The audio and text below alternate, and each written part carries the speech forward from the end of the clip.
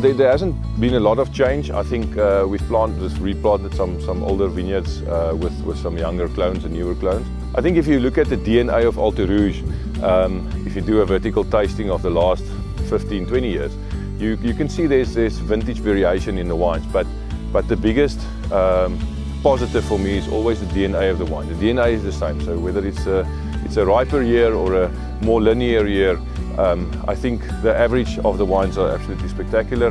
The wines are obviously made to be consumed when we bottle the wines, but also to keep them. We often taste Alto Rouges which are 15, 20 years old, and they really hold well. We are very privileged to be on the northern slopes, north-facing slopes of the Alderberg, which is obviously a warmer climate slopes. Our biggest influence in terms of cooler air is coming in from False Bay. So the water is quite cold there, so I don't often go for a swim. But it's very good to have the southwester actually blowing in the late mornings and afternoons. And I think that has got a massive impact on your quality.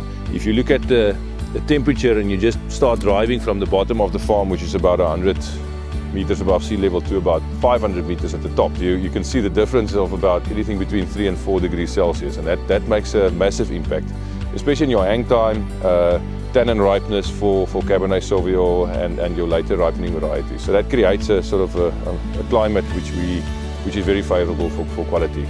It's obviously a privilege working with something that has been around for 100 years. I think when they started in 1922, I think that the vision was not always to have something that's 100 years old. For me, it's a massive privilege to work with that.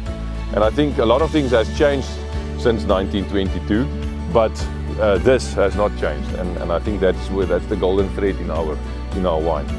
The three main varieties 100 years later are Cabernet Sauvignon, Cabernet Franc, and Shiraz. So we brought in the Cabernet Franc, which really works very well on the Alderberg, and it gives really good results for us.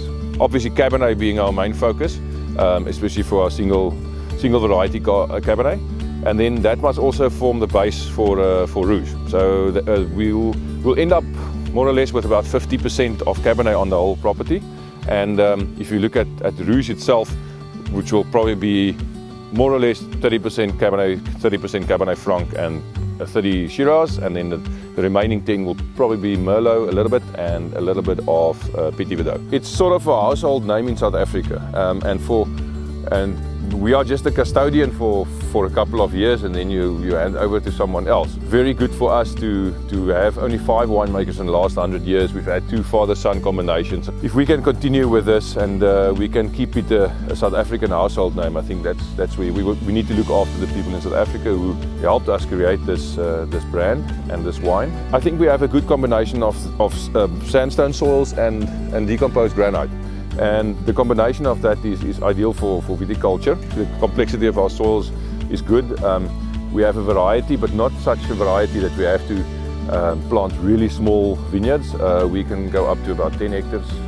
We've got one block of Cabernet Sauvignon right at the top, which is about 5 hectares, and as you come down, and one of a 9 hectares. So we've got serious size vineyards. There are so many stories and rich stories that actually Alto Rouge has been sort of in people's lives. So that sort of gives you goosebumps as if they tell a story like that, and it really happens often. You can just try not to let the previous 4 guys down. So I always say that the grapes arrive at the cellar at 100%. So you're the only guy that can make that 100% 90 or 80 or 70. So we try to keep it as close to 100% as possible.